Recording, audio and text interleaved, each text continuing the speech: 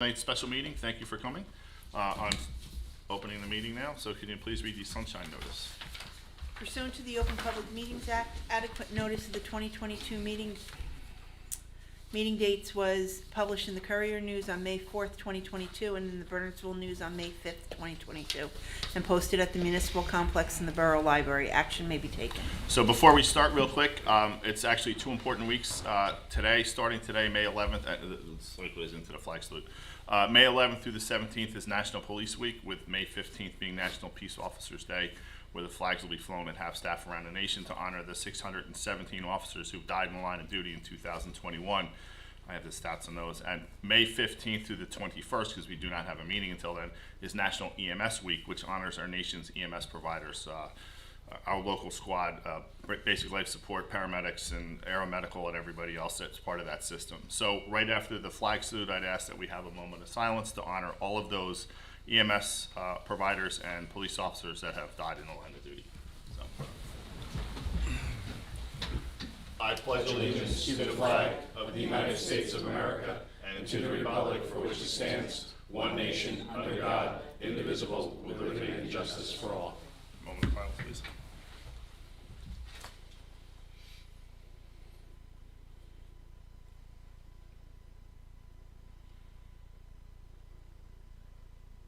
Okay, thank you. Roll call, please. Councilman Caminetti. Here. Council President Corleano. Here. Councilwoman Dietrich. Here. Councilman Lemma. Here. Councilwoman Murphy. Here. Councilman Sweeney. Here. Mayor Skinner. I'm here, thank you. Okay, opening up the meeting to public comments for non-agenda items, 5 minutes per person. It's the policy of the Borough Council that all public comments on an issue shall be limited to 5 minutes per person. Comments may be made on any non-agenda item or subject pertaining to borough issues. Comments pertaining to public hearings should be saved for that section of the agenda. There'll be no debating between residents. Comments should be addressed to the mayor and council at the public microphone. And again, if you're going to come up and speak or speak out in virtual land, we ask that you identify yourself, your name, and your address. So, members of the public, would anybody like to make any comments on non-agenda items? Is there anybody online? There are a few people online. Okay, sounds like, I would. oh, sure, go ahead. Just quickly. Donna Bruton, 3 Willow Avenue. Hello. Hi. I just wanted to make sure that, I listened last night to the meeting, and I learned that Dan was leaving. And I know he had been chosen or appointed, to lead the park project going forward. So I just wanted to make sure that somebody was looking after this holiday tree that, my husband reminded me that you can't just like plop it anywhere. You just really have to think it out, like where it's going to go and how big it could get over the years.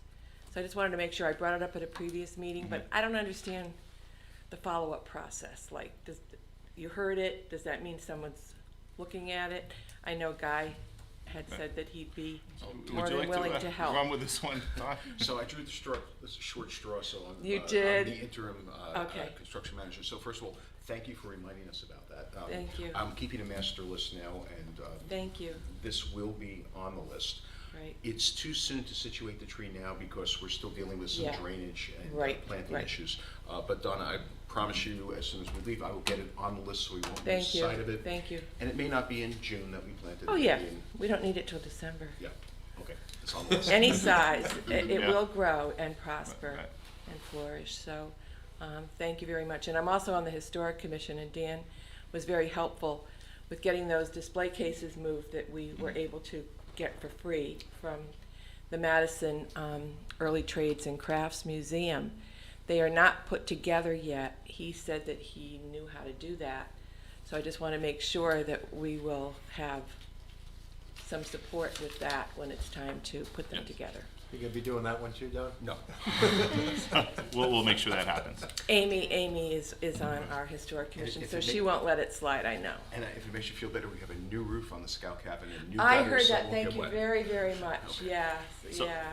I've been part of this since Ruth Thompson started the Historic Commission, and So it won't it'll get be wet. so nice to have a place to put some things on the walls and in cabinets.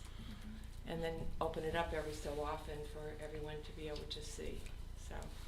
So you mentioned the tree and will grow, so I don't know if you're part of the Historic Commission, I don't know if you know, and GP, I don't know if you remember this, but the logo of the school way back in the day when two of us attended this fine institution was.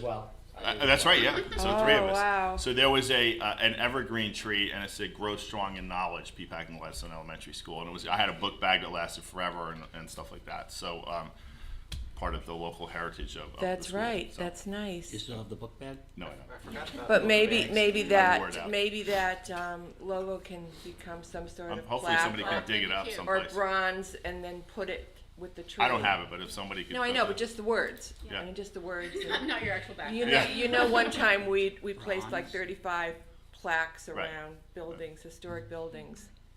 And the Sarah Kay one is in the display case right now because there was no longer any building to put it on.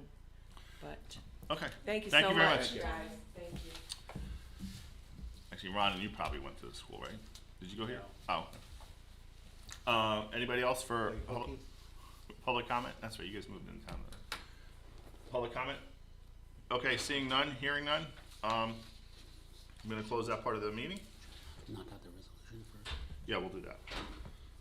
We'll get the resolution out of the way first. Resolution 122-22, resolution authorizing a second amendment to the agreement between the Borough of Peapack and Gladstone and Fair Share Housing. Do I have a motion to approve resolution 122-22? So moved. And a second? Second. And we discussed that last night, right? No, we didn't. Oh, Let me give a quick quick, brief. yeah. As the council has seen in the last couple of meetings, I've been throwing a lot of documents in front of you for approvals. These are all related to our final order of compliance and repose regarding our affordable housing settlement for round 3. This is perhaps one of the more critical documents. This document is a revision or an amendment of our settlement with Fair Share, which was originally done almost 4 years ago. And we've had to revise it because plans have changed, things have changed, people backed out of commitments and so forth. What this document is, very simply, is it's restating our settlement to include the 5 units on what is now the Malillo self-storage facility, as well as a few minor changes that occurred with respect to the Lackawanna development. And we had to revise the agreement to reflect those changes.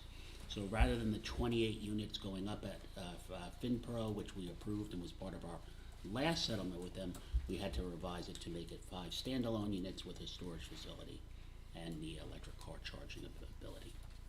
So we are authorizing the mayor to sign this on behalf of the borough, and this is one of what will be probably a package of 20 documents that we need to provide to the court on May 26th. Okay, thank you. Roll call vote. Wait, Count- yeah, I got it. Councilman Caminiti. Yes. Council President Corleone. Yes. Councilwoman Dietrich. Yes. Councilman Lemma. Yes. Councilwoman Murphy. Yes. Councilman Sweeney. Aye. Okay, thank you. Okay, moving on to old business, further discussion regarding the police department staffing. Before we start, Chief, I know we had an incident in town yesterday. It was all over social media. Can you just, whatever you can, just give a quick brief on that, just because I know everybody wants to know and is very curious, and it was. Yes, sir. So yesterday afternoon, actually the three of us, Sergeant Scanlon, Corporal Duff, and I were on duty. We received a call for an individual on Oratam Drive who was attempting to either burglarize or steal a vehicle, which was parked on the street. In response, the individuals, the person that called came out and yelled at the individual. 2 individuals that were there jumped in another vehicle and left the scene. They gave us a description of a green BMW with a black convertible top. Corporal Duff is the first to encounter the vehicle. He came down Willow Avenue to make the left to go in the direction of Highland and Oratam. At that point, encountered the vehicle right at the crosswalk, Main and Willow. So kind of unexpectedly, we didn't think they would come back into town. We figured they would head out of town. They did not. I don't know whether they were lost or not, but they ended up coming back north of Main. Corporal Duff initiated a pursuit with the vehicle. Sergeant Scanlon was behind him. The vehicle sped off at a very high rate of speed up Main to Mendham, at which time Corporal Duff broke off the pursuit due to the fact the vehicle was going at probably 70, 80 miles an hour up Mendham Road, so as to not cause any sort of injuries or fatalities to anybody else. So we broke off the pursuit at that point. Corporal Duff followed. I guess the individual slowed down at some point where he could see the vehicle turn on Jackson Avenue. He radioed the two of us. Sergeant Scanlon had actually went Main Street, made the left on the main and continued up past the train station. The vehicle came around Jackson and almost went head on with Sergeant Scanlon on right by Riverview. At that point, the vehicle jogged around him and went up Pottersville Road. The two officers then pursued him up Pottersville Road. Again, broke off the pursuit because it was a very high rate of speed, almost hit two pedestrians in a crosswalk up on Pottersville. They broke off the pursuit at that point. The vehicle headed south on 206 and was out of sight. So no one actually located it. Later on, there's a unit, a auto theft task force unit, and that vehicle was actually pictured. I believe the two individuals that possibly in the vehicle were pictured as well, but we don't have any positive identification for either person. So, All right. yeah, Fortunately, nobody got hurt, so, no one got hurt. So Okay. we're lucky there. thank you. Steve, do the cameras on the police cars capture the license plate, or is the resolution not good enough? So actually what happened, so the vehicles are not idling if they're stopped and the cameras are off. When the officer jumps in a car, it takes several seconds for the camera to load. So what happens is, once those lights come on, so in this case, they hit their lights immediately as they were pulling out of the parking lot. So if you're just driving down Main Street and you have the car running for 20 minutes, and you hit your lights, camera comes on and starts recording. It actually jumps back 30 seconds and starts recording prior to that, because of the digital setup. The VCR days are over, where it would just start immediately from there, which was not good. But now with the digital, it jumps back, so it catches a lot of violations. In this case, because we came out of the parking lot so quickly and ran into these guys so quickly, the cameras didn't actually activate until well after we had encountered them. So we didn't actually have any video of anything that happened. Chief, just a question and an opinion strictly. Oratam is up a one-way road. There's no other way out of there. Correct. I would think that's a foolish place for a thief to go. 'Cause Yeah, of and traffic. oddly, in Now, follow-up. let me just finish. Let me just finish. Oh, So yes, let me give you the second part of the question. Are they getting more brazen, more stupid? What's going on? I brazen, I think, is But- probably a little bit of both, but I mean, definitely brazen. They're going into homes, in the garages, they're taking keys. And this is middle of the day, too. Middle of that, one something, About 1:30. 1 o'clock, the two individuals in that stolen vehicle were suspect in a home invasion in Gloucester up in Bergen County also. The vehicle was actually stolen out of North Jersey earlier. And it stood out. It wasn't your standard hunter green. It was a bright green. Look at me, I'm coming down Main Street car, and it was. A bright green I never actually saw it. BMW convertible. But it was stolen. I saw that car. So I saw that car by a couple people actually said they Kings in saw it. Bedminster. Yeah, they said they It saw was the parked vehicle. there. I got one of the people that contacted me said they saw it on Highland at one point. So, the thing that when I put out the next door post, part of why I do that is because I want people to be cognizant that it doesn't matter if you're home; they're going to come in your house. They're going to try. I mean, they may not hurt you, but they are there to steal the keys, your car, whatever they can get their hands The on. car that they were targeting was on private property or on the It was street? on the street. Parked on the street. Parked on the He street. was actually visiting. If you His sister. tell the story. His sister had recently moved to Oratam, and they had moved from Short Hills. And part of the reason why they moved from Short Hills was because they were getting alerts 2 and 3 times a day from Short Hills police about vehicles being stolen, and they wanted to come to a safer community. So, I reassured her that this is a very safe community, but crimes happen everywhere, even in our community. Sure. And from what I've seen too, because I'm still in law enforcement, that they're hitting everywhere, and if they see a garage door open, they don't need key fobs now because they can use iPads to get bypass key fobs. So those with key fobs that have remote starts or that you have to push a button, like my car has a key. So it's an epidemic. So Yeah, it's definitely gotten. It's definitely increased in again being brazen, or whether they're just and 11 days Smart ago, guy. you wouldn't have been able to pursue that vehicle. No, it's pursuit. The Attorney General's pursuit guideline has changed to allow us to pursue stolen vehicles, which was not permitted for. We had been allowed to. There was a very short time where we were not allowed to, and they realized the issues created by that change in the policy. And commit a murder, steal a vehicle. This way you won't be chased, and you're good to go. One of the funny things. So after we usually do follow up through the area once something like that happens. So I went up Jonah, and I went up a couple of the other up the streets, and one thing I noticed as I was driving around, there were garage doors wide open, there were vehicles parked in garages, and that's why I came back and put out that post, because I wanted people to be alert that even if you're there, doesn't matter, they're gonna, if they can get your keys or they can get into your car, they're gonna take it, whether you're home or not home or whatever. So everyone has to be a lot more cognizant of the fact that it doesn't matter what time it is, and it doesn't matter if you're home, they're going to steal your vehicle or steal what you have in your vehicle. Like the timeliness of that was, since you were here, I just figured, you know, if you could give us a brief, Yeah, so thank you very much. All right, so we have the department staffing issue, so, why don't we, do you have anything to follow up on, and then we'll go from there? Absolutely. So first and foremost, I want to thank everyone again for, I know everyone's taken a lot of time, personal time on their own to review a lot of information, and you know, allowing us to come back again is you know, thank you very much. We couldn't ask for more. We did receive a list of questions, which we appreciate, because we had time to go back and get what information we could to help to answer some questions. So with that said, we divided the questions up, and we're going to speak to some sort of questions each. Question one, I think Sergeant Scanlon's going to speak to.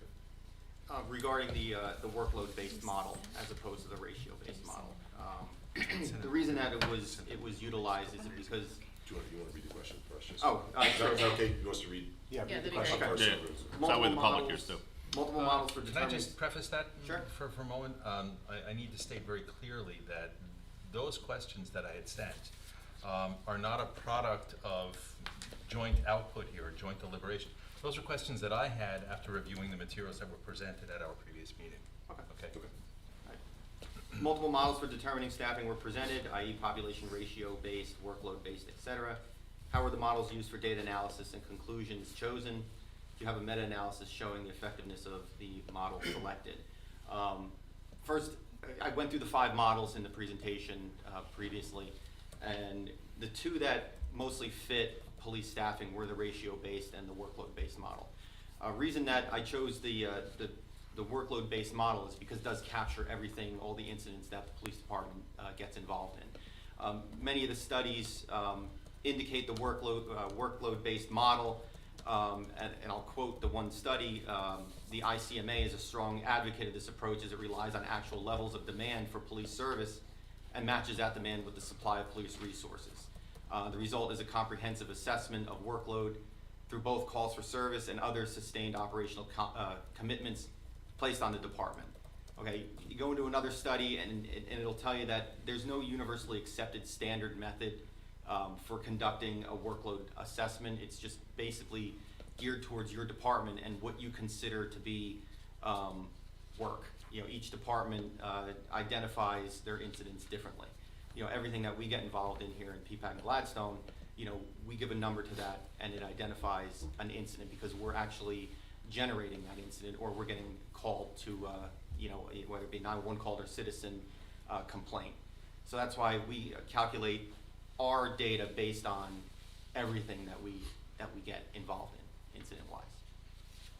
And as for the meta-analysis showing effectiveness, I really didn't get into a meta-analysis. I just based it on what these studies suggested and plugged our numbers into it. Mm-hmm. Yeah, that's the nature of a meta-analysis. It takes a look, it takes a helicopter view of various models and reviews them according to specific criteria for effectiveness. And then some models, you know, end up doing better than others. That's why the question was asked. Is that all we have for question 1? Unless council has any Amy? questions. So did you present all these questions? I just forwarded these over Oh, okay. for their review Right, and okay. response. I didn't share these with the rest of the council or anything. Yeah, I so. thought we were going to be exchanging our respective questions here, but I'd sent them over, you know, to give you guys some advance. We'll do our preparation best to time. answer whatever questions you have, but I know we spoke last time, and a point was made to get us questions so that we didn't have to go, we'll get back to you. We want to be able to answer you tonight. So that's why we'll do our best, though, to get you everything that you have. Right. In your presentation, you mentioned that the workload model was pretty uncommonly used. Why is that? Because of the amount of time it takes to collect all the data. Like larger police departments obviously are busier than us. For us, it was quite easy because we have the CAD, all our incidents, and that's why most of the data that I presented to Mr. Caminetti go back to 2012, because that's when we started capturing everything in the CAD. Prior to that, everything was, our old secretary Gina would just keep records. Right. And in order for me to go back further, I know it was suggested to go back to 2000, I'd have to go into the archives and start pulling numbers and stuff. So that's why I went back to 2012. Going through that much data in a larger police department gets tedious, it gets to be, up to be time consuming. For us, it was a little easier because of, And is there any evidence that the workload model works better for a smaller versus a larger department? Just wondering. Typically, they say that workload-based models are more effective for departments that have 15,000 incidents or more. We're around 10, 11,000, so we're Okay. pretty close to that. Thank you. I have a few questions. I'm sorry, go ahead, Amy. No, I guess I just wanted to ask kind of an overarching question before I like your questions, GP. They're very specific, a lot of data. What is it exactly you're requesting? I want to go back to the meeting before. Like we had a lot of numbers. Like, you currently have 7 officers, but you have an open rec, so that would be 8. What's your end goal? Because I'm trying to understand what the request is before we dive into more data. So what we're looking to do is, back in 2008, from 1999 until 2008, we were staffed with 9 full-time officers, and various times we had 2 part-time, so we had 11 officers at our max. So 9 full-time, 2 part-time. Correct, and we want to get back to that. We lost our 9th guy in 2008, we lost our 8th guy in 2007. It took us about 3 years or so to replace that 8th guy. So we are now requesting to replace the 9th guy, because our workload is mounting and mounting, and we are getting more people into town, and we're understaffed from what all the models suggest. And we know that we're understaffed because of the call volume and what we're tasked to do every day. We have guys right now working 14, 16-hour shifts. And one of the questions relates to staffing as far as hours go. And we'll get more into that as we get there. But the point we're trying to make is we need a 9th officer. Right. Full-time. Okay. And then we are going to request a second class 2 as well. Okay. But the meat of tonight is the ninth guy. So 9 plus 2. 9 okay. plus 2. Yeah, the 14. sorry. No. I guess I just want to follow up, and then I'll let you guys go. The 14 to 16-hour shifts. I think in the PBA contract it says up to 16 hours is their shift length. So that's a pretty acceptable number according to the contract. Actually, we have a general order that states that we can only work a maximum of 16 hours unless there's a really emergent circumstance. So 16 is our max. There's a lot of studies that have been done that say 16 is where you really start to experience that down, and guys will really start to be affected. So 16 is and that 16 could be a 12-hour road shift, and then a 4-hour road job directing traffic. So when the studies are that if you get to 16 and you get to 17 and you get to 18, and we used to, prior to that, several years ago, we put that in play. But Long time ago. prior to that, we did not have a work hour limitation. So we could work 12 hours and then another 8 on a road job. And you feel the effects of that after a Right. while, so. And the 12-hour shift plus 4, so 12 hours is the shift. The 4 of the road job is an extra. Is that an overtime paying? It's an outside, well, there are outside jobs, and then we could also, Right. right now, because of the staffing that we have, we have to fill a void. So we are, right now, with what's going on, like tonight, for instance, our midday shift, which is 2P to 2A, he's gonna stay, I think he's staying till 4, Till right? 4. He'll stay till 4A, and then we'll have an officer come in at 4A and work till 6A, and then do his day shift. Right. So they're working 14-hour shifts. Okay. And 14 hours is a long time to do anything, let alone patrol and be vigilant while you're patrolling. When you get to that 5 o'clock hour, Yeah. it's, you're in trying to get reports done, and you're staring at the screen, just getting through what Right. you have to get through. Right, So we okay. want, liability-wise, we want our max coverage back, which was what we had back in '08 was the last time we had that. Okay. It's just interesting those road jobs really interfere with the quality time that you could prevent, the car thefts and all those other things. So the road jobs are a factor, I think, in this. Road jobs really Workload. don't play into that at all. Like if road job, we won't work a road job if it interferes with our rotation for road coverage. Our road coverage is first. But it adds to fatigue, right? So 12, it adds to fatigue. So 12 plus the 4 becomes a 16, which is where the fatigue. So the officers have to be off for 8 hours after that. It's mandatory. It's in the general order. It's 8 hours off. Yeah. So we can't tell the officer to go home and go to bed. But that's, Yeah. most people would go home and go to bed at that point. We had guys years ago that would stay awake and come back to work that night. I couldn't do that, but others could. So, but yeah, the road jobs don't have any impact on the road coverage. We will not take a road job, and that's at my discretion whether we work them in the first place. But, you know, if we have the coverage and we have guys off that want to work the jobs, they can work them. But there are weeks where guys will work 7 straight days or 8 straight days. But that's they understand that if they're gonna take an overtime shift or a road job, that they need their time off, they need to rest and be off. So, Right. but that doesn't really. And the road jobs would be in place of if an officer had a second job, like a lot of firefighters, police officers, public servants, whatever. I know DPW guys have second jobs. So that, in essence, is their second job. They're working for the town at work versus going home and say they had a lawn service. Now they're doing 8 hours cutting lawns. So we have no control over for any borough employee. You have no control over Yeah. that. So Right, but I guess I'm getting to that 16 number. I mean, it's like me working my work day and then coming here and working on council. I can say, oh, my day was 12 hours long, but it was with 2 different entities. So it's not fair to say to my day job, oh, I had such a long day when it was actually here. So that's what I'm thinking about. It's not all from the same source of employment. But the road job is really an outside source of Yeah. employment. Well, right, in but essence. that's why we can't count it toward a 16-hour day. Well, the from the 16-hour day is borough. just a 16-hour workday period. Like, it's just the amount of time you're. But it's not a 16-hour shift for the police. Correct, yeah. but you do have It's a lot of 12 those. There are, right now, we have a lot. Take the road jobs back. You have a 14 lot of hours. 16, 14-hour days. Our 2 guys that are on right now on the squad that only has 2 officers on it, they're pretty much working 14-hour days. That's majority of the time. Sometimes Corporal Morris will work a 15-hour day. And that's just his regular shift, And that's that's not a road shift. jobs. Right now, road jobs. That's just what I'm road. trying to isolate. That's why I was sorry, Yeah. trying to clarify Yeah. that. That's brutal. Right. It's a long time. And But do what the I'm- what lines I'm- still move in the middle of the night?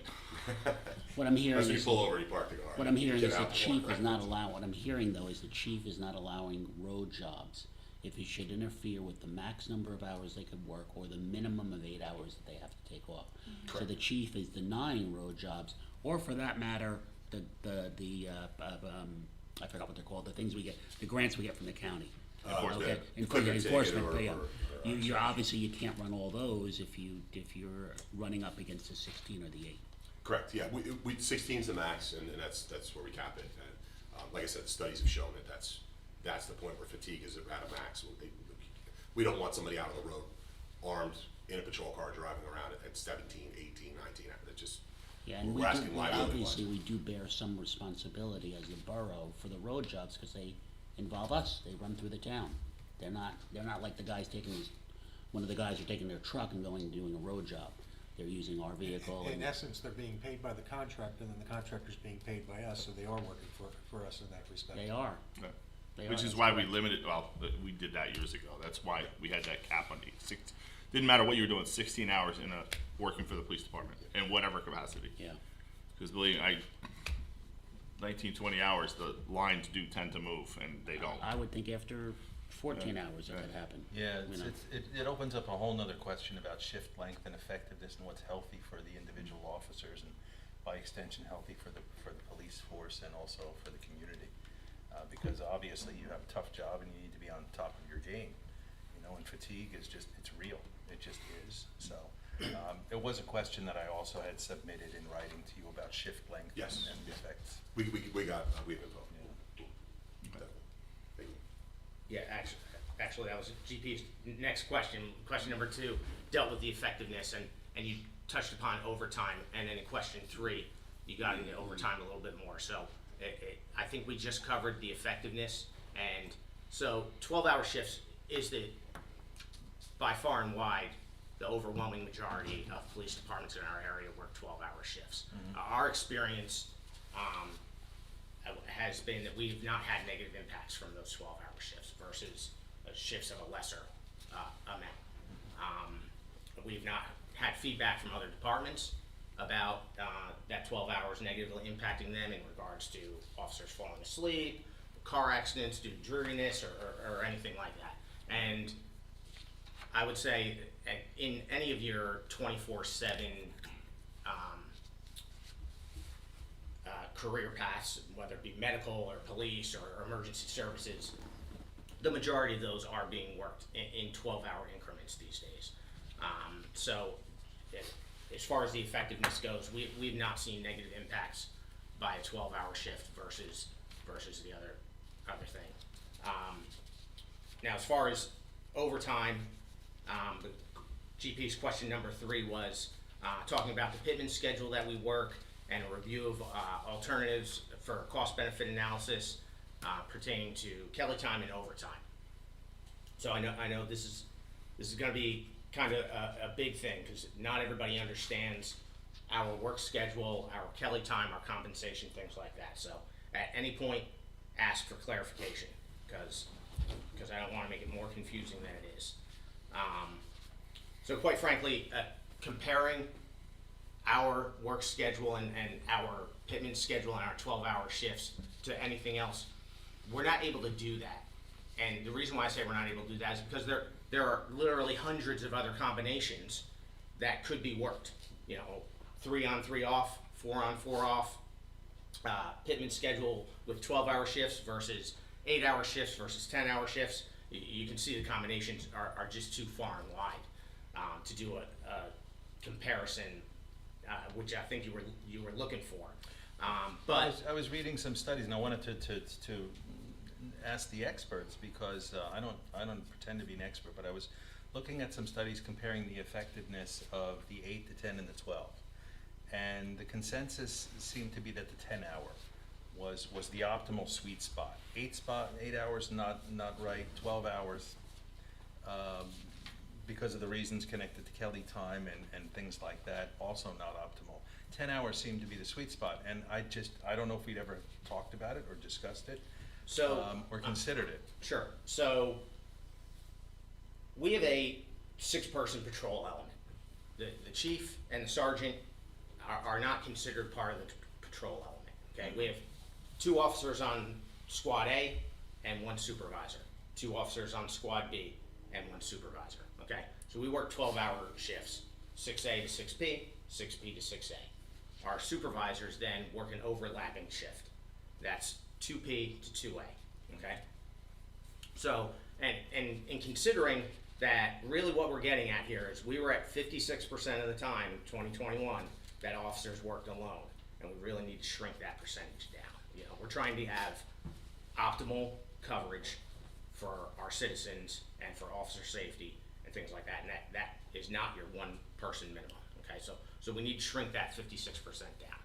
So when we look at the 12-hour shifts and how they work and how it comes into overtime, right now if day shift called out, if we're at our full six patrol elements, day shift calls out, that then would create an 8-hour gap, the same gap that would have to be filled if someone was working an 8-hour shift. So it does not increase that number of hours that would have to be filled. And does everybody understand why it creates 8 hours? Because that supervisor is in at 2 p.m. Conversely, if night shift calls out, that actually benefits us more because we now only have to fill a 4-hour gap.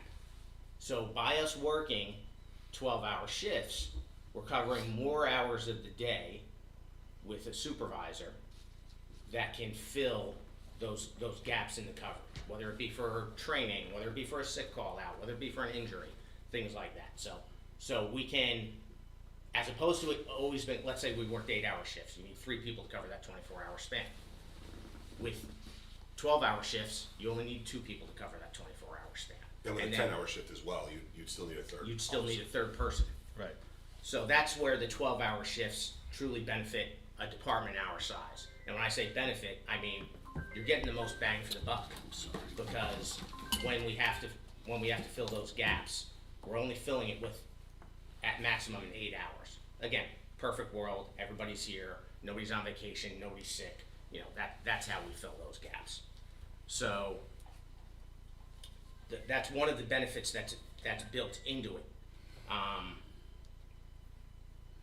With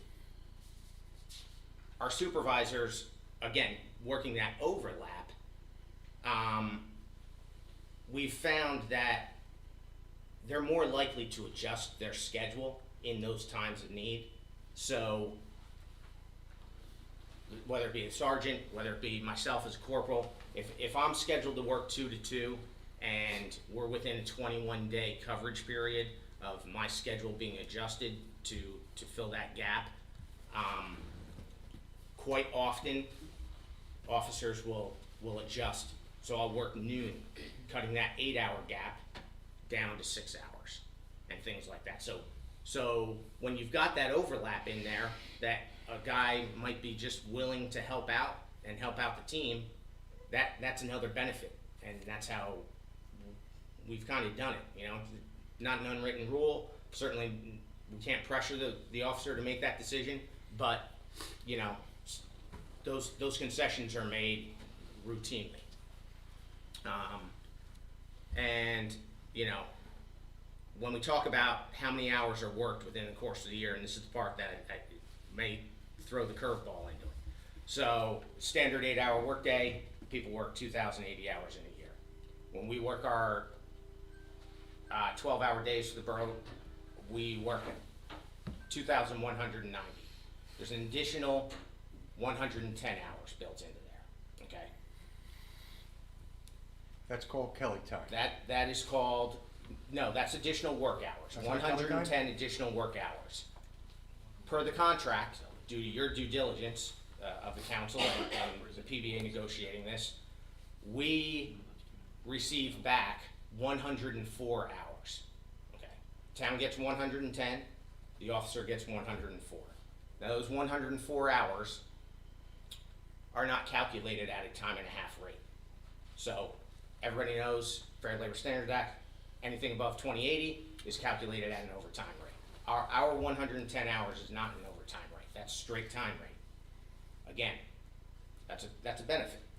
That's a benefit to the townspeople, that's a benefit to the borough of Peapack and Gladstone financially. So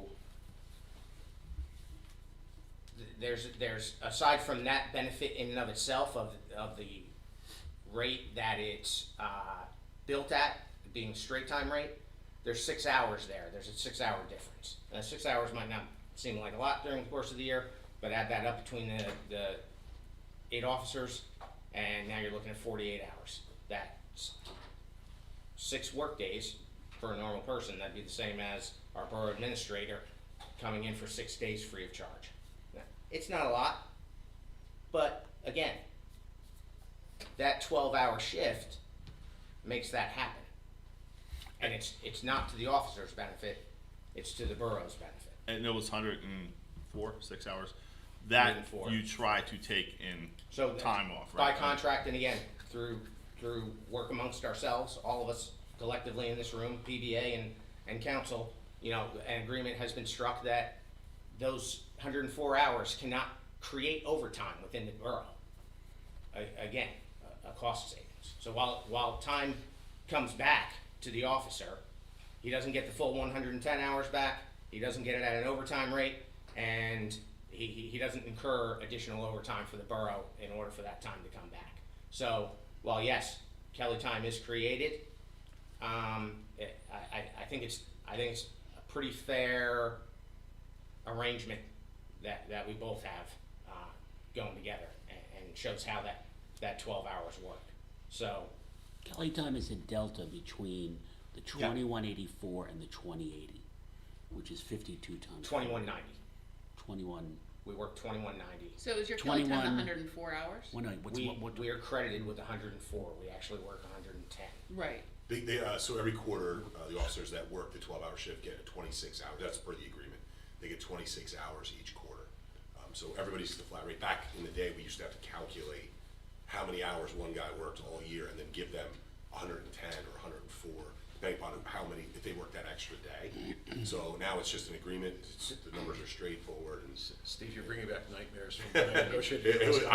Kevin, it didn't pay well back. I'm having nightmares. I had to calculate that. A lot of calculations went in, but now it's easier. It was worked out with the agreement, so that's why the numbers are. And the Pittman schedule is actually part of the collective bargaining agreement. Yes, that's correct. It's set forth in there, and so it's not something that you can unilaterally change. And just for clarity, as was the 12-hour shifts, this was the Yes. preference of the PBA. It's not like we're forcing 12 hours. No, sir, that's PBA, that's what they wanted the 12 hours. And we don't disagree. I just wanted and members of the public to understand that. And I think, I don't know, I don't think Sergeant Scanlon, you didn't work the 4 and 2, did you? No, I worked 3 on 3 off when I started So here. when I started in '99, we worked an 8-hour day. 8.5. It was 8.5. So we would work 7 to 3, and we stayed till 3:30. 3 to 11, and we stayed till 11:30, and then 11 to 7, we stayed till 7:30 in the morning. And we rotated every time we came in. So we went days, middays, nights, days. So when you came back off of you worked 4 days, you were off for 2. When you worked your night shift and you got off at 7:30 in the morning and you went home, you had about a day and a half before you came back on day shift. So the guys got, I mean, I only worked it for, I don't even think we did it a year. And then the guys petitioned Chief Mattoon at the time, and Chief Mattoon agreed that we would go to 12 hours, 3 on, 3 off. I think it's worked well. The guys love the 12 hours because it gives them other days off than working a 5 or 6. Let me just go back to something, because I have a question, and forgive me, but sometimes I need to have these things explained to me like I'm 6 years old. When the 104 hours are taken then, or credited as Kelly time, okay? And other officers have to come in for coverage during that time where the Kelly time is off. The officer is off. No, the only time that officer is allowed to use that Kelly time is when there's already adequate coverage.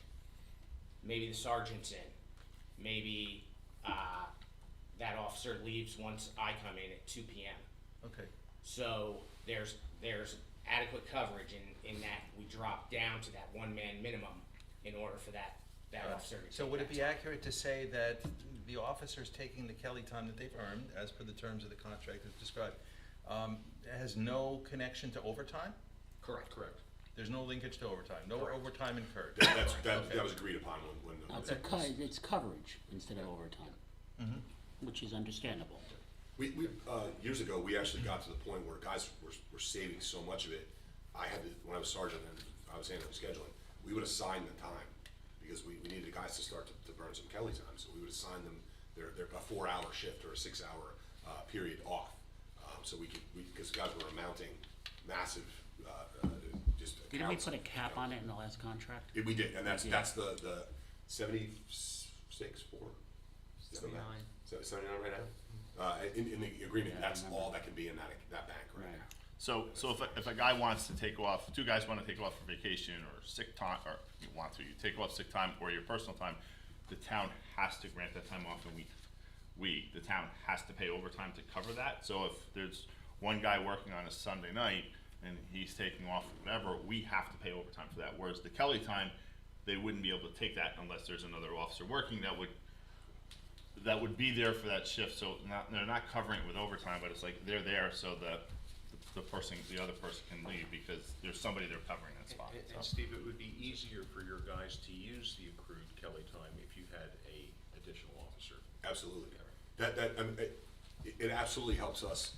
It helps us with overtime. It helps us with this time off that the guys need to use because they'll lose it if they. So each 26 that gets put into that account, once they amass a certain amount, and we had it happen, I had to take a few hours from someone because they hit that number and they were over.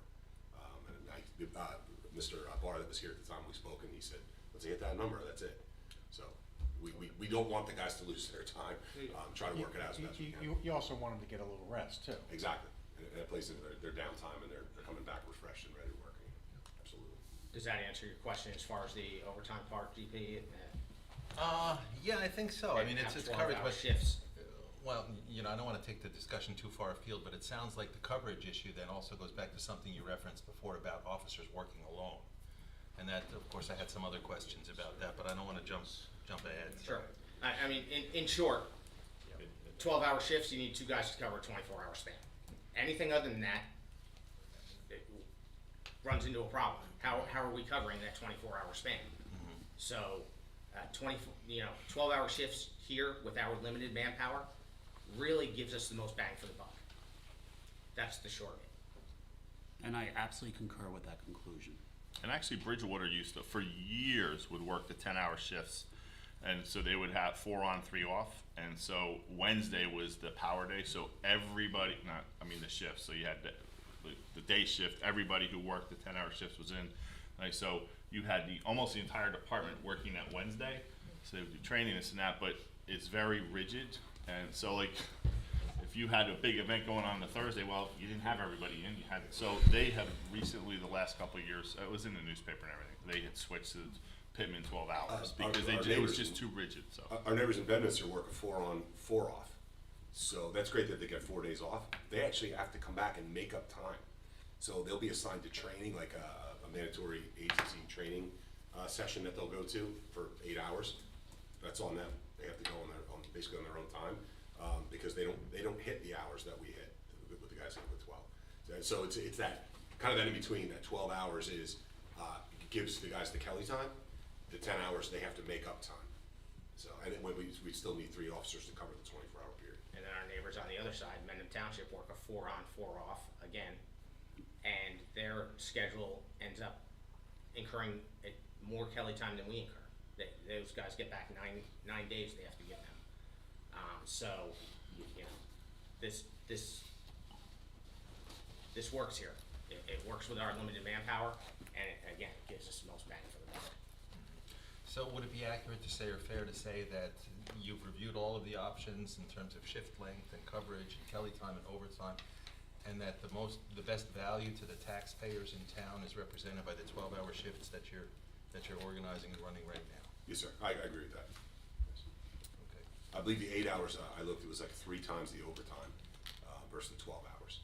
The 8-hour shifts. So depending on what you work, a 4 and 2 or a 5 And and 2. the 10-hour shift? The 8s. So if you, so in other words, The like eights, obviously. Yeah, Yes, one yeah. man calls out or one officer's out, that's 8 hours of overtime right there. So, like Corporal Duff explained, if our night shift calls out, we're 4 hours. So we trim it back. Yeah, it's not nothing, but it helps out. And you can trim it, there's no point in trimming it back any further, because under the CBA, if an officer shows up, he's gonna be compensated for 4 hours, whether he was working 1 hour or whether he was. Our call out's 3. We have 3 hours. 3 hour, yeah. So have you done the modeling of what an officer will make if you have more staff, because you'll have less overtime, to the point of the mayor saying, you know, we're paying overtime? Are the officers willing to make less money because you'd have more staff? As far as overtime goes? Yes. It would be cut back. We'd be more of the road jobs and things like that would come up. But then again, when someone comes on, I know for the first year, it's not a lot. There's not a lot of time off that officer can take if that officer's new. But the longer, you know, our guys at this point, 15 days, 20 days vacation, 3 personal days, that adds up.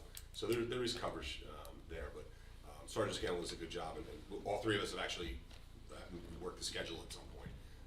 And there can be some moving of shells around to cover vacant spots, but we do the best we can with what we have to not run that overtime number up and try to keep it down to where we budget.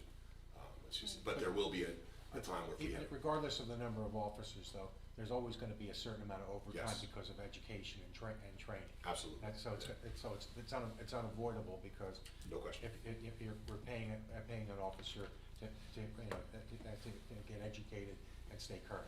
Absolutely. There's no way to do away completely with overtime. On that point, back in like the previous situations in which you had 9 officers, part-time officers, did you look at what the overtime was at the point where you had that ideal staffing, like compared to what it was in 2021? I can get that number for you. I don't have that with us, but I can Right, get that. it'd be just interesting to know. Yeah, no question. I think we'd have to look at the hours of overtime versus the dollar amount. Yeah, Oh, yes. yeah, that's what I mean. Yeah, I because- just said the amount, Yeah, makes yeah, sense. yeah. Say, would it be safe to say that if we authorize the 9th officer, there would still be shifts where you're gonna be having single-man patrols due to fluctuations in scheduling? Absolutely. And that from a budgeting perspective, the amount that we're gonna be budgeting for overtime would be less than it was in the previous year? I definitely think we could lower the budget for overtime by hiring. A couple of years back, I believe the last officer was Damiano that we hired when you were chief. Yeah, but from the salary and from the total number of hours, just because of. Yes,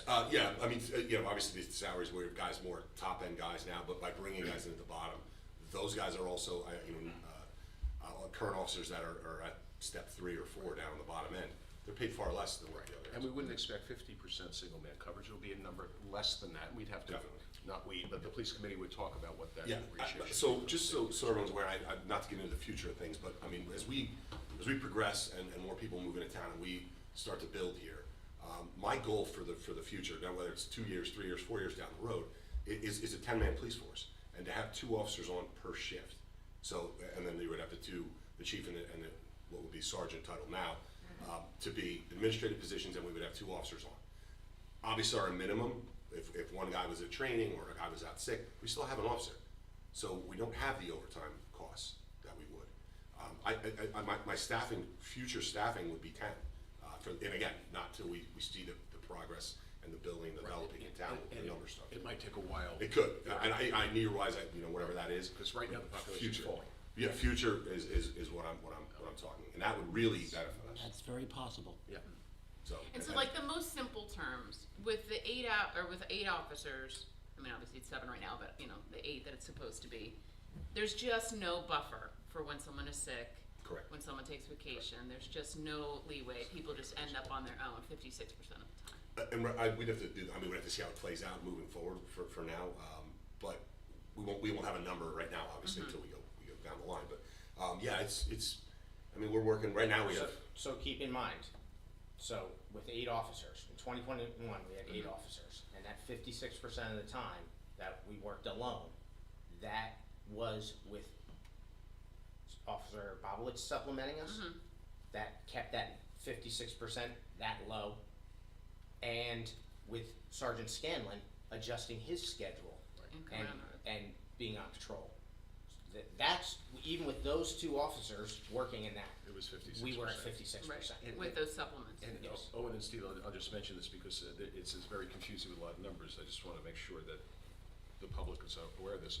Going to 2 special officers, you're not saying, okay, we're going to have 2 people working full-time and we're going to have 3 people per shift. This is for essentially backfill coverage. So if you had, I know you can't do this because we talked about this, 37 special officers, the coverage on the field will be exactly the same. We could, again, those officers could not work by themselves, so it would still have to be somebody, or even if it was on overtime. Correct. we But would you're have not augmenting to 4-man patrols and 5-man No, patrols. no. I We mean, would I love just want- to. I just want the No. public to understand that, because Correct. there's 2 separate issues. The issue of giving you a larger cohort of specials, and we have Brian in the background, who is the best special we could ever hope to have, so Brian, my compliments to you, and thank God you're here. But the idea of adding an incremental special may not necessarily add a dollar cost to the taxpayers, and would give you more opportunity to adjust the schedule in the future. But it wouldn't necessarily mean that you're going to 5-man patrols. That's correct. Okay. Yeah, the max now, when Sergeant Scanlon's here, depending upon, so Monday and Friday, he works 10 to 6, and then on Tuesday, Wednesday, and Thursday, he works 1 to 9. So it just gives us a little shift to have some supervision, and that's big for us as well.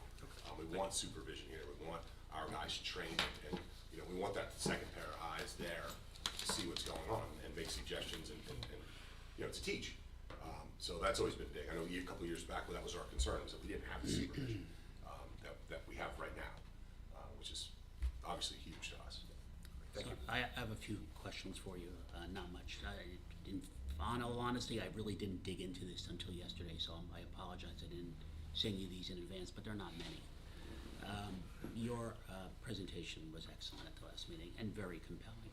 I could really argue with very little of it, and you make a very good case statistically for a 9th officer.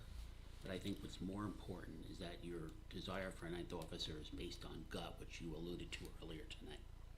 And I think, Jay, you sense it. You see that we're tight here, and you can know. But of course, you have to support it by numbers.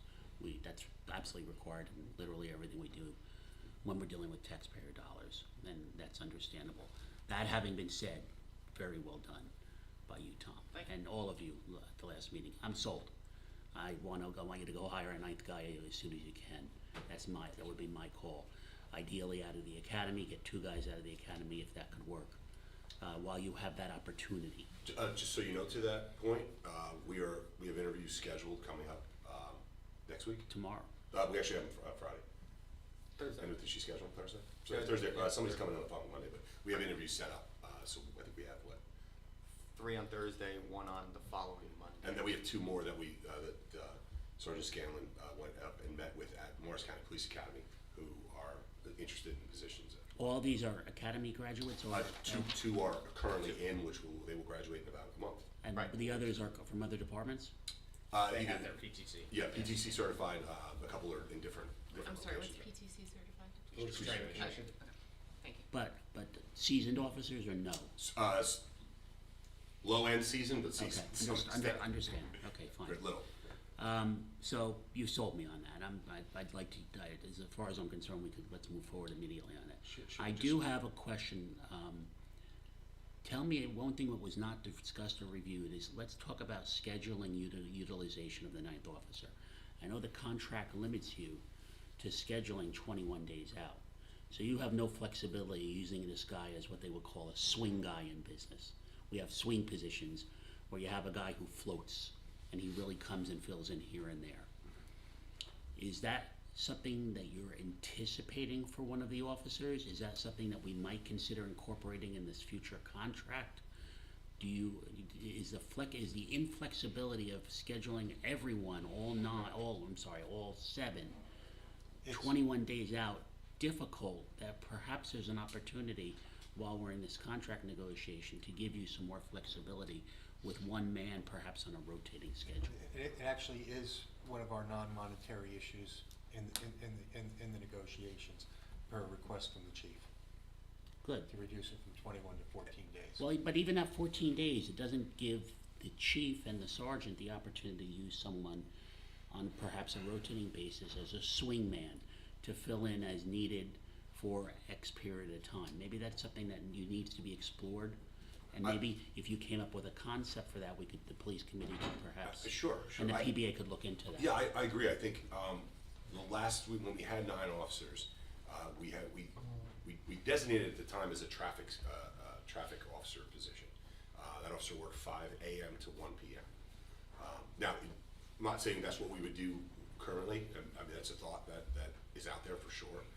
But I would, to the schedule, to the contract with the PBA, there would have to be some sort of amendment to that, That's which would correct. allow that one That's position. correct. So- And in all fairness, my recollection, and Owen, correct me if I'm wrong, is the PBA's been very accommodating when we've had those exceptional needs in terms of providing an officer. And I think there's actually a little more play in there than you might think, Mark. I don't have the wording of the contract in front of me right now, but again, from past experience, how we've been able to utilize that officer, and I think how the chief might be able to utilize that position going forward. You know, that 9th guy really benefits us in those times of extended leave or known trainings coming up and things like that. So quite often, probably more often than you might even think, there's forecastable changes in the schedule that the chief would be able to plug that person into, even with the 21 days, but not so hard lined in that. Again, without getting into the exact wording of it, you know, I think there's some wording in there that probably benefits the chief's end goal use of a guy a little more than you might think. I know there's some exceptions to it and certainly I believe on an on-demand necessary basis, but I do believe there's still an opportunity to change that to make it more flexible. Even if you defined one guy as a swing guy for a period and that guy was on a floating flexible schedule, not tied to the 21 or for that matter the 14.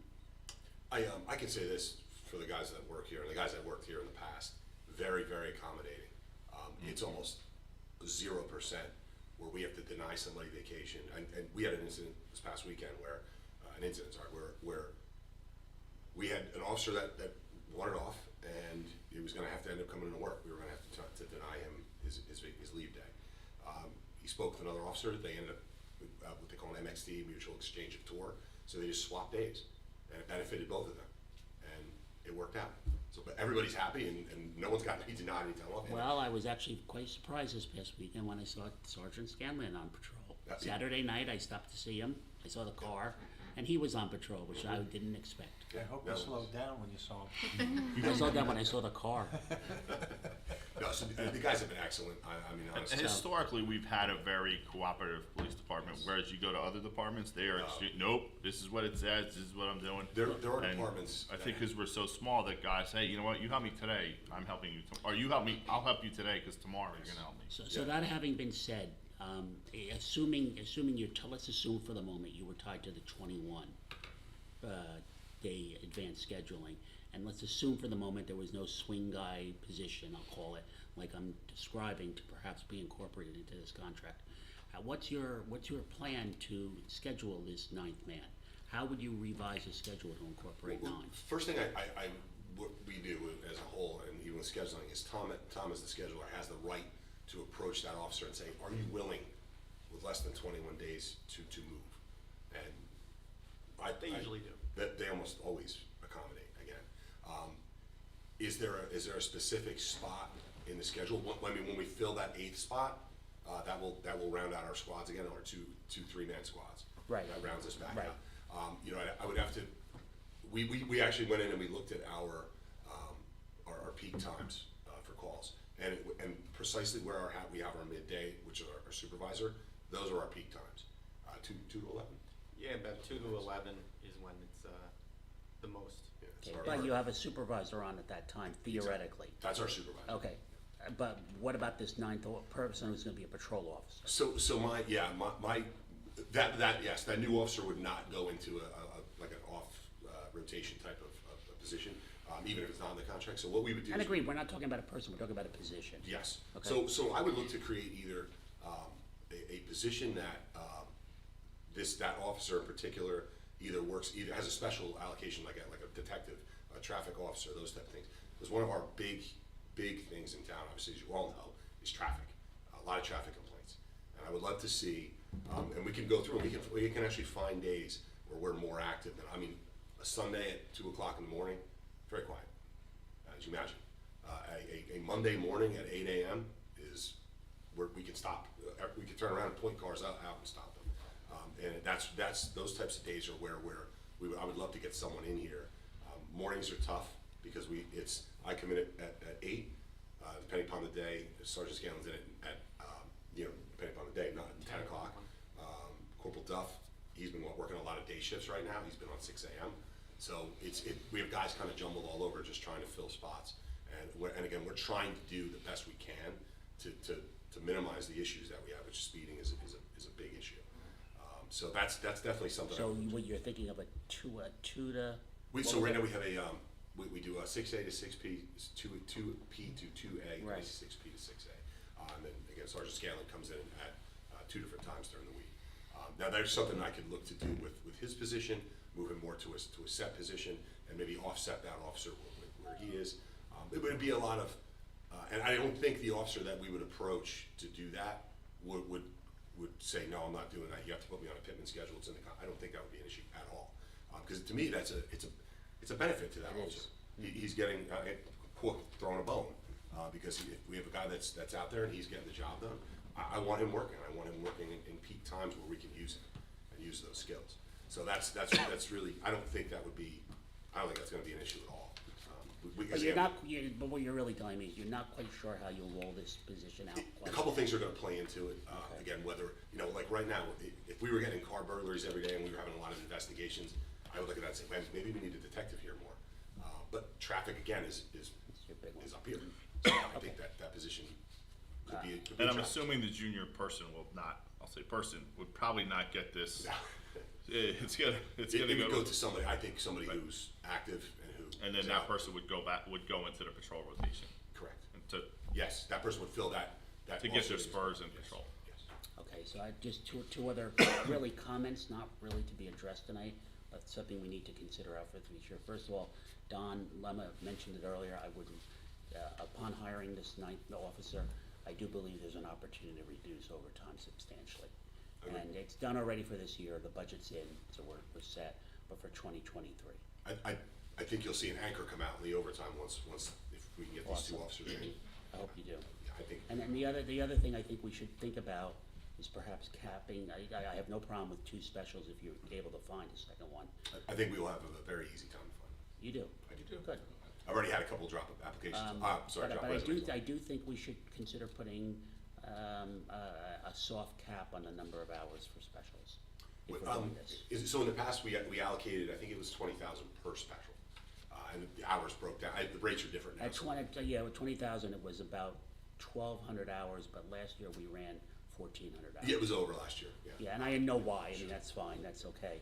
But maybe we could consider putting a cap of Absolutely. 1,000 hours or something, or combined 1,800 hours or something like that. You probably recall a couple years ago we ran into that issue where we hit October and that class 2 at the time was up. He hit his hours. Brian, I'm sorry to be addressing this, I know it affects you somewhat, but it is something we need to consider budget-wise, so. I just, If we hire a second special, that may not.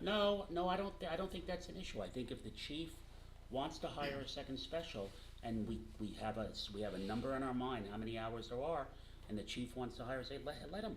Right. I guess what, I said it wrong. Rather than allocate hours per special, I think it might be better to give the chief more flexibility and say, you have this many hours to allocate That's specials. what I said earlier. That is That's what what you I said. said. Okay, I apologize. And just to be clear, 2 specials is a bone that the state gives us. Based on our population, we should not even have 2 specials, On our department size. department size. So, it's really a gift. The hourly rate compared to the contract rates is very affordable. It's a wasted opportunity if we don't. I agree. And perhaps, and we can brainstorm on this, but, in the future, but perhaps combining that allocation of funds with our overtime, and that's it. Like, that's a cap number. So whether or not we hit 35 in overtime, and then we can utilize that money for class Police committee question. Yeah, definitely, maybe something good. I think that could be. I like that, I think that could be like very. that idea because it puts it in your hands. It's, That the could onus be- is on us to hit that number, and we can't go over that number. That could be very feasible to do it that way. Anybody else So- have any questions? I just have, well, not just, I have a comment. So, listening to the conversation, the officers are very tight, there's a lot of camaraderie, you're all guys, this is a lot of guy talk, men. Your officers, there's been a lot of like man talk tonight, so I really think we need to pursue a female officer. I know we had one as a candidate in the past.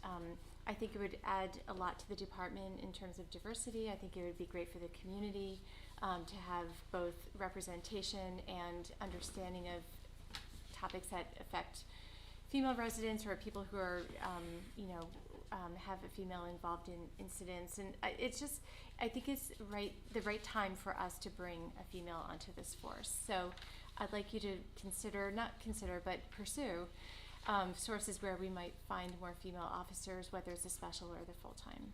So, the last round, about 3 years ago? I know we had a candidate, she Yeah, dropped yeah, out, but she was one excellent. candidate, so, right, Excellent and, candidate. right, I think just- she would have been great, and there must be more like her. And by the way, doing very well where she took Oh, her job. yeah, That's I'm my not understanding. surprised. Sorry, it's Campbell's fault. So, that is absolutely something that, I welcome. If we put out the application, to everyone. So Right, that whoever- it's an open application, so I Yep. understand, but if there are ways to, pursue, something or someone from that What's the audience. makeup of the Morris County class right now, the academy? Is it? There's only 3 alternate routes available to us. All guys. You're right. I did a preliminary interview with Detective Caruso last week. I just got an email from one that is very interested. One said he was not interested, and I have not heard from the other. And they're all male. And I do know, maybe not nationwide, I mean, that is an issue, like, everybody wants diversity, but the diverse people are not applying, they don't want, so, and it's the same, I have friends that are on, police officers in England, firefighters in England, and they say they're having trouble recruiting the diverse populations, because if it's a nationality thing, historically, they're not drawn to the public service type thing or uniform service. So we've always had this issue where women are just not applying. It's unfortunate, we don't have any female applicants. Right. And what's the academy look like? What's the kind of, you said 3, but like what? There was a female. That's all. There was a female in the class. She was hired, I believe. And how big are the typical classes and how many women are? And not very big. They vary right now. When I went up there were 5 alternate routes that we could have interviewed, but all. Do you want to explain what alternate route? Oh, I'm sorry. Yeah. Alternate route is you pay your own way to go to the Yeah. police academy. It's what I did. Right. So I wasn't hired by the police I know what department. that I market myself. Sure. So 2 of them were promised jobs already. So we didn't even interview those. We interviewed the 3 that did not have jobs, and that's where we're at right now. And then, and prior to to you guys going there were 7 the week before. And when Right. you got there were 3 down that to were 3. applying Okay. for us. The one female officer that was alternate route, she was set on a particular department. That's the only place she wanted to go. She didn't get hired there, but she did get picked up with another town. So that's one of the things that we run into now. There's one candidate that I was told that he's set on a certain town, but he's interested here. We hire him, is he gonna leave? You know, because they're very upfront when we do the interviews. You know, I really would, I'm grounded in my community because he's an EMT, he's a firefighter in his town, but he's interested here, and he says, if I get hired here, I'm not leaving. I don't know. I think your question is ratio wise. Right, My exactly. My police academy class, we graduated 40. We had five female recruits in my entire class. Has that ratio changed in the I would last imagine that couple- sergeant and chief probably had similar ratios. I had 25 and 1 female. We And had but I had 30, I mean, I had know you guys 35 are and young, 2 but that was a females. little bit ago. What is it? Has that changed at all? I don't I don't know. believe so. Really? You know, occasionally we'll have an opportunity to go back and assist with training at academy classes, whether it be for And it's medical still training mostly or something else. male faces. And And Already- the already- bigger departments like Jersey City's, Newark's, they seem to have a bigger applicant pool. With A the- lar- and they're- with the state troopers, you also see And they're a lot more of- diverse, you you know, see more diversity. you know, minorities and females. Yeah. Versus the smaller departments, the smaller academies. Morris County, Somerset doesn't have an academy anymore. I don't even know, Mercer, I guess, has an academy. I'm not sure, I don't know if Yeah. Middlesex Are does, any so. of your outside candidates female or minority? No. None. And then applied. One Hispanic male was interviewed at Morris County, he did not want it. He didn't want to proceed. He sent an email to Detective Caruso saying, thanks for the interview, but I'm going to pursue employment elsewhere. I assume that some police officers want to work in a town that's a little busier, so to speak, in terms of, Yeah. like, Newark, where they're, Right. where they're be doing homicide, where they have areas of specialization like that. True. And there's, we're pretty upfront with them, when we do our interviews. This is what Peapack Gladstone is all about. We want to make sure they're a fit for our town, We're not high crime, we're not, running around being very busy. Tom, you could say that 1 out of every 3 officers are involved in a high-speed chase. I could. No, we had an officer we hired, I forget the name, that might have been under the mayor's watch, I don't remember, who was with us for 3 or 4 months and he left. Yeah. And I forget his That name. wasn't too long ago. Yeah, it wasn't too long ago. We had Special Officer class- Calfiore. Class 2, It was a Yeah. class We two. lost the right. special that way. he got hired in his hometown in. And as a full-time officer. Yeah. That's right. Mhm. But you wanna make sure you got somebody who's really gonna stay, cause that we made Big investment. a big investment in him and, Absolutely. Or her. or her, and that's right. And That- Sergeant that's- Scanlon and I were both hired in times of high turnover here. That's how we both landed our positions here. It happens. And Things no- come nobody's- close. 20 years later, look now. Well, nobody's interested in turnover and You unnecessary had dark hair expenses. one time, didn't you? I did. I had hair, that's why I was wearing a hat. Is That's there, the job. is there any other questions? Yeah, Are there? I- any? GP. Are there? Yeah, I have a couple of That is, questions. are there, I should Yeah. say, are. That's Then right. bad grammar, sorry. Yeah, I have some questions about workload, because I'd asked you, Sergeant Scanlon, at the outset about which model you favored and why those models were chosen, and meta-analysis showing the effectiveness, at least according to scientific principles, of the respective models. I think we can all agree that the workload model is more useful in terms of determining need, which is what we're discussing here. We're determining need. We got sidetracked a little bit in terms of, hiring practices and things like that, but the reason we're here is because we, of course, have to steward responsibly taxpayer money. And police coverage is very, very important. Having the right people in the right positions doing the right things is very important. But we have larger things that we also have to consider that also fall under the umbrella of public safety. Things like EMS, things like fire and the like, and equipment and staffing needs and things like that. I don't want to put us on a collision course with those other areas of service. So we need to look at this very, very carefully, and we do. We take this very seriously. That having been said, let's go back to the workloads. The representation was made at the presentation, the initial presentation, that crime is going up. Do you agree with that? Is that an accurate statement? I can give you the statistics on that. I ran them from the New Jersey State Police website, which has all our UCR stats, which is the Uniform Crime Report. If you want to see those, I have a copy for each council member. Sure. And the large sheet is broken down incidents by hour in the borough. But the first sheet is the UCR statistics that go back to 2012 all the way till now. And these are the Schedule A crimes, which are your murders, your rapes, your robberies, assaults, burglaries, vehicle thefts, and larceny. Okay, the second sheet underneath that breaks it down into what's called a supplemental A, which gets into your totals and how much value is stolen within the borough when people report thefts.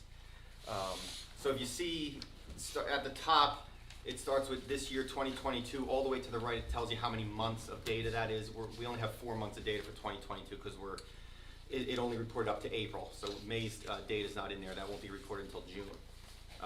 To the left of that, you see the total number of Schedule A or Return A crimes. So we have 14 this year. Last year we had 34 total. And then it goes down from there, 2020, 2019. You get into 2016, it was up a little bit, but it's maintaining, it's slowly creeping up. It's not, egregious there, but It's it's slowly. remarkable that the number for 2020 and 2019 are identical, Right, even though the allocation is very it's different. different. Yeah, that's unusual.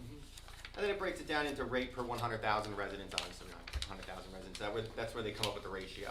Well, that's why I said the workload is a more reasonable, responsible Right. measure, because the ratio of population of uniformed sworn officers to the population presumes that the step in between that is the number of incidents. Correct. So, yeah, this is the shortcut data. Right. How does this correspond to the incident reports that we receive on a monthly basis? Those That's- CAD files that you had given me? That's the large sheet. The first one is 2012 to 2021. That's the average of everything for over the course of those years. And then if you go the pages past that, it just does all 2012, all 2013. So if you look at the first page, which breaks it down over the course of 9 years, there's a couple that I marked on here, and you can see the times at the top. So if you look at, say, EMS calls, These are CAD calls. these are or- CAD or calls. This is all the incidents, Okay. right? And I marked the ones that are resident-generated calls. This is not officer-generated incidents, the ones that I'm going to discuss. So if you look at EMS, okay, so at 9 a.m., you start at 82 EMS calls starting at 9 a.m., and it progressively starts going up, 96, 92, 106, 100, 91, 80. And that starts getting into where we could start working that 2 to 2 shift, where those calls are getting there's more calls. Same thing with fire calls, family issues. You see where between, say, 2 o'clock, which is 1400, or 1300 is 1 o'clock. You can see how the numbers start to increase. And on the bottom, suspicious person calls, how they slowly start to creep up around 1 o'clock, 2 o'clock, 3 o'clock, and that's where we have that 2 to 2 officer working. That's the 9-year perspective. And again, all the numbers on this summary are per 100,000. Yes. Well, the rate is per 100,000. The The rate. number of offenses is Yeah, actual is an offenses. actual number. Okay. Correct. And then if you look at the bottom of the first sheet, you'll see a percentage. So you see between around 1 o'clock at the bottom, 4%, 5%, 6%. The percentage starts increasing, over the course of the day between that 2 o'clock time. And then you look all the way to the left, 2, 3 o'clock in the morning, 4 o'clock in the morning, you're dropping down to 2%, 1%, 3%. So it kind of gives you a dashboard of all our incidents. And when it gets into incident type, that's by group. It just groups incidents. It doesn't show you every single type of incident that we handle. Because in the CAD, and I'd like to reference EMS because we'll get cardiac calls, difficulty breathing. Each one of those is a different category in the CAD. This groups them all into EMS. Same thing with fire, smoke conditions, whatnot. It groups it all into fire. Suspicious persons is either, or suspicious is suspicious persons, suspicious You need both data vehicles. sets. Right. So it groups it all into. This shows us the distribution across the clock. Correct. How does the shift planning overlay against this distribution? How do you plan your shift and shift coverage depending on incidents? Well, it just works out for us with, having that 2-to-2 guy. And over the years, we used to work, it was 12 to 12, then we adjusted to 1 to 1, and now it's a What is 2 to 2. clearance mean? So over the years, we've adjusted according to call volume. Unclear means you don't have an arrest, or you don't have an arrest, you never did it, but you can't arrest them, versus, we don't know who did it.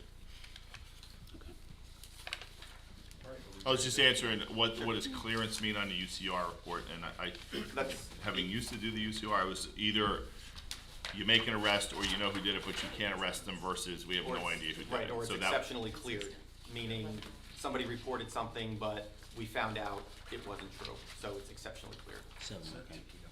So really, you could subtract that number from the number of offenses because it wasn't You could. commutable. Is that correct? You could. You could. I mean, but we account for everything. If somebody reports I it, get it. we have to report it to Of the course, instructor. of course. And some of those incidents get reported in January, and we get to the bottom of it in December, something comes up. So just looking at the total numbers, ultimately, the I don't see it now. the number of high acuity calls, commutable calls that you have is rather low. However, they have been increasing over a trending. If you graph all this, they have been increasing. Now, in UCR, we also report drunk drivers, warrant arrests, the lower end disorderly person type crimes. I didn't print that data. That's fine. Okay, if you go to the UCR for the FBI, you'll see that our property crime rate is increasing, or crimes against property have increased. So the return A crimes, you may not see them skyrocketing because those are your homicides and Right. your rapes and those things. Whereas if you look at our other numbers, our lower crimes, if you will, I think you're going to see an increase in that. There have always been a fair amount of them. But, knock on wood, we live in a place where we don't see a lot of those things happen. It seems like the total crime, like the total and the big sheet has stayed fairly consistent over the last. Yes. But just the kind of description has changed, the ratio of different crimes. It's like This number basically right here? 11,000 every year. Okay, I see. No, For- the total numbers you see in the CAD, a little misleading because those are the numbers of the proactive things we do, but when we do a business check in Gladstone, say there are 30 businesses in Gladstone, we do one number for those 30 businesses. The guys physically get out and check 30 businesses. So years ago, when we hand wrote everything, we kept everything outside the CAD, we would have 20,000. We only show 11 now because we only show one number for 30 business checks and one number in Peapack for 20.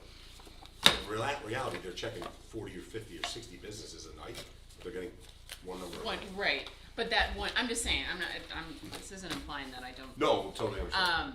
It just, since 2012, that number, since using CAD hasn't really changed. It's fairly. The number of Right. incidents, the CAD incidents is absolutely flat. Right. Yeah. There's it's no fairly change. steady, yeah. And as is the population. That was another representation that was made at the first meeting. The population is going up and the crime is going up, so. Well, I mean, what I believe this data is showing is that the types of crimes that occur in Peapack Gladstone are skewing to the more acute. That's exactly what the data looks like here, and that's why this is valuable. That's why this exercise is valuable. And the other thing I don't think that this stuff shows, and I know in one of yours, a couple of your models, they said you average 45 minutes on an incident. So you go check an alarm, that's 5 minutes. You have an investigation where you're trying to track down credit card fraud, that's one incident, but you could be spending hours on that. Correct. Or a domestic violence call where you're spending 3 hours processing, getting statements, applying for TRO, temporary restraining order. So you have one incident of an alarm that takes 15 minutes, you've got one incident that on a CAD is 1 and 1, but but you're spending hours, and I know we're officers required to do more and more on a lot of these calls. There's more things that they're expected to do by statute, Attorney General guidelines, so it's no longer you just go, you take the report, you leave. It's like, you're saddled with a lot of things that you need to do. Forms you have to fill out, notifications you have to make. So you're spending more time on that one call, so that's taking time away from other things or tying up multiple officers. For instance, we have individual under arrest for DWI right now. It happened at 2 o'clock. We came down here for this meeting. He was still in headquarters waiting for a ride, so an officer has to babysit the individual. So that's taking up time, and the officer is not out on the road. Luckily, we have Officer Bobowitz, who if a call comes in, he can go out and take that while our shift officer is tied up right now. And the report writing on top of that. So if we have a domestic incident, you're looking at another hour to 2 hours of sitting down, writing the report, getting Typing reports the to it. complaints, Yeah, all that has calling to the happen too. judges.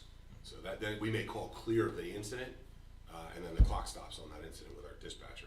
And then spend another hour to 2 hours inside, required to get that report done. And we require the guys to have reports done by the time they leave their shifts. Okay. Any other? So, no. John? No, I was wondering whether you're gonna, wanted to open up to the public since we've got. Yeah, oh yeah. Yeah. We'll open this up to the public.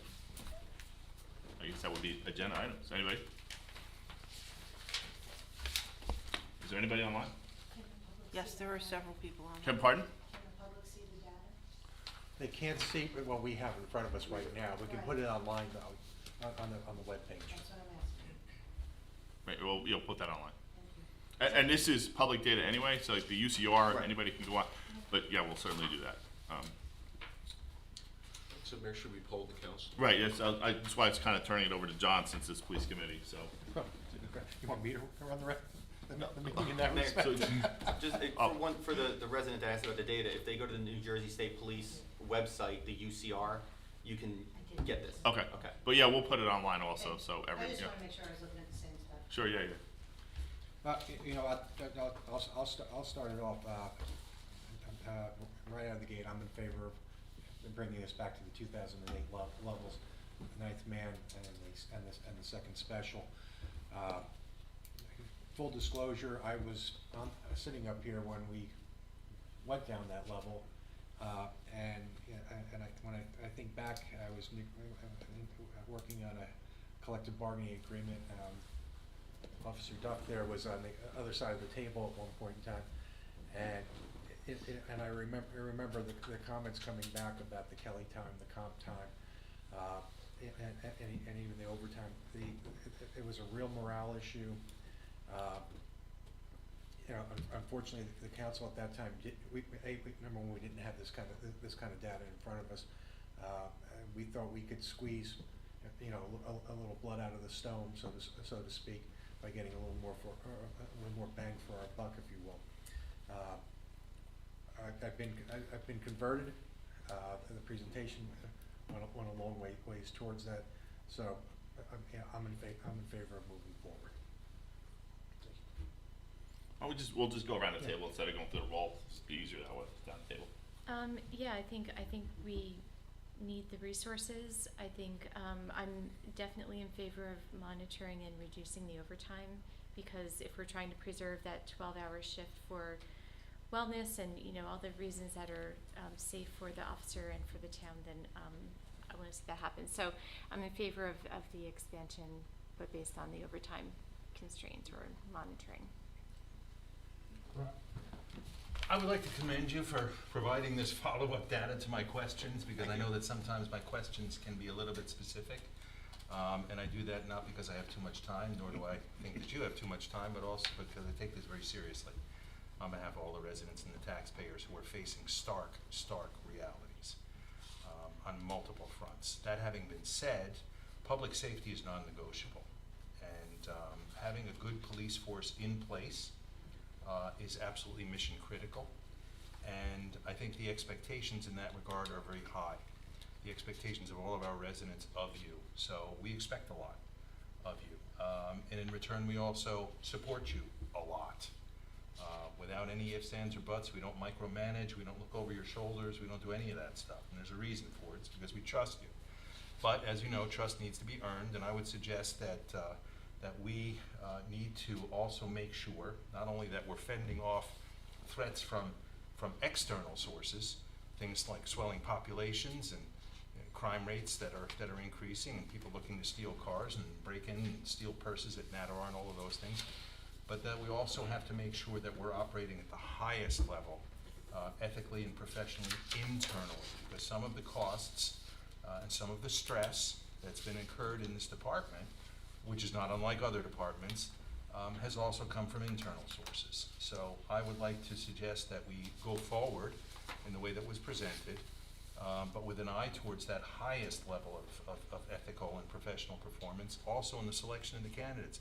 I would support Councilwoman Dietrich's suggestion about getting a woman in place. Diversity always helps, because we're able to connect and appeal to people not only who live in town, but also who are coming through town in a way that's different, more effective, and more professional at the end of the day. So I'm in favor.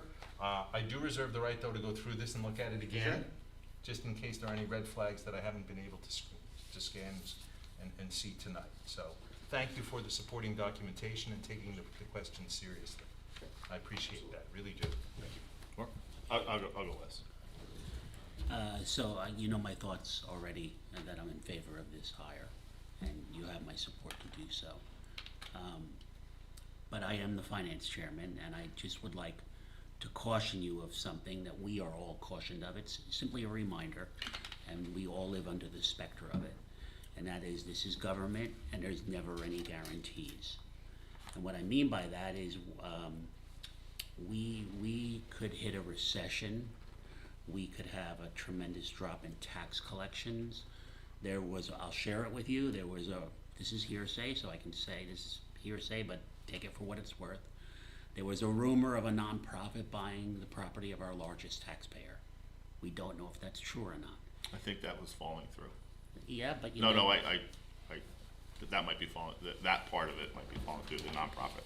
Okay, but it's Right. but it's something It that could could happen happen, with never another mind. nonprofit, which would be a slam to us on our tax collections. It's our largest taxpayer. But I hope it falls. I hope it never happens. That would kill us. Even if that property goes to another party that asks for a massive reassessment, it's going to be a hit to us. On the other hand, we've approved a lot of new development in town. We've approved the hotel, which is a couple years out, hopefully. We've approved the Malillo tract on Lackawanna tract. We'll see if that gets built. We approved SJP. I don't have great hopes for that, but maybe that will get built too. 21 units in Vernon Manor. And then there's Vernon Manor, which was approved in 2014 and still hasn't been built yet, but maybe it will be. So I don't know. And also the Smith tract, which is going to be 100% affordable housing. So those are on the horizon. The Smith tract obviously will be not any major taxpayer, but all the others could be, and that will give us an opportunity to make sure maybe our fortunes will be even better. And maybe the day will come where we could even go to that 10 to cover all those additional properties. All I'm suggesting is that we all need to be vigilant when it comes to this, and we all need to understand that something could happen when some of us are up here, none of us are up here, we're all up here still, that we might have to make some very difficult decisions down the road. I hope that doesn't happen. But just be aware that that's always a possibility in government. Well, one of the things I love about PG is our police force, and I think you all go above and beyond and do things for residents that most police forces don't do. And so I'm happy to support additional staff to continue that type of service. And I'm a big believer in a work-life balance and getting pushed to do excessively long shifts and work overtime that you may not want to do. I don't think that's good for anyone. I don't think it's good for your happiness, the service you provide to the town, anything. So I think that if you say you need that officer to balance out and to get people to take opportunity, use their Kelly time, their vacation, that's what you should have. And we do have some things on the horizon, and I think it's better to get ahead of the game and to get someone in, learn the ways of PG. I'm sorry that I missed the original presentation, but I did watch it online on YouTube and read your the PowerPoint. It was great, and it was really helpful to see all those details, and I did learn a lot. So Good luck with the search process. I hope you find some winners. I would love to see a woman on the force. I think, as Amy said, it really, it's just always nice to see a familiar face, right? A woman might understand something that you all don't. So, certain. I can go home and hear that. I just want you to feel comfortable with your job. So anyway, I'm fully supportive of it. So first, guys, outstanding presentation, particularly Tom. You really impressed me. This is an easy decision in my view. The three things I'll emphasize is the ninth officer, the second special because it gives you more flexibility, and then per our conversation, the adjustment and overtime for something that makes sense next year. So with that being said, you have my full support. So congratulations. Can I just add on, I'd like to echo the idea. I know it's hard, and I know it will likely not happen, but if somehow you stumble upon a female or even a minority candidate to bring some diversity into the town, that would be a nice thing. I'd like to see that as well. I know it's hard, but maybe it will come your way. Absolutely. Maybe it will come our way. Like I said at the not last night's council meeting, but the meeting when you gave the presentation, I fully support this for a number of reasons. Depth to your bench, officer safety of the residents, and also providing those services that I fully and intimately know that's being provided in the things that officers go through. So I think it'll be a phenomenal tool in the toolbox of the borough of Peapack and Gladstone to do the things that we're well known for. The motto on your patch is always a hand, and that's something that I know you guys live by and breathe every day when you put that uniform on and when you don't, and the residents know that, and they very much appreciate that. To help further that, to help move that forward, so obviously I'm in favor of it, so good luck. Thank you. Question for Mr. Bruder. Do we need a motion to do a resolution indicating? It doesn't hurt, and I was thinking. I think we should do a resolution.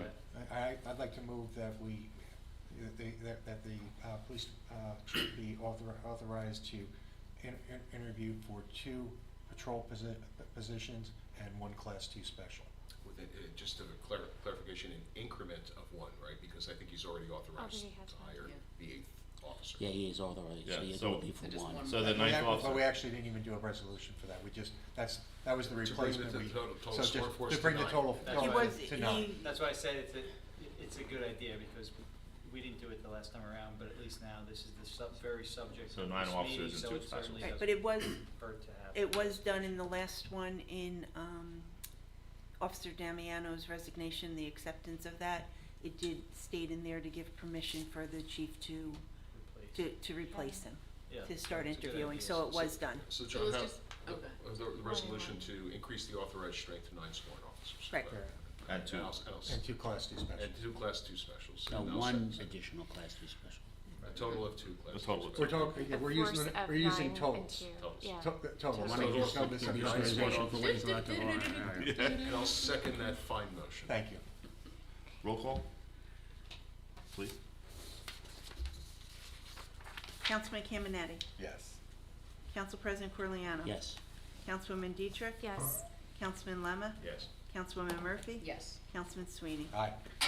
So I will not be here when it is typed up, so please feel free to use my stamp Okay, to, I wish I could sign that in person, but I I will will not be take able this to. up tomorrow No, delay morning. your trip. If you care. Email. Wow. Unless you wanted to stop by before you leave tomorrow, you can. I have a very tight, I would love to, but I have a very tight schedule tomorrow. I so. can use Yeah. your stamp. Motion to adjourn. Would you like me to sign it? So moved. Before we leave, I want to thank you all. We can't thank you enough. And everybody that worked on this, on the PD and the things, I want to thank them as well. There are other guys that aren't sitting up here with us that helped us out a lot. And, thanks to them and thanks to all of you. I think you're going to see 2 candidates in here, as well as a Class 2 special, that are exemplary of what we are here at Peapack Gladstone. And I think you'll be proud of what we bring to the table. That's So, what I wanna see. thank you very much. Thanks, Chief. Is there any further business? No, motion to adjourn. Public comment. Oh, yeah, we did public comment on that.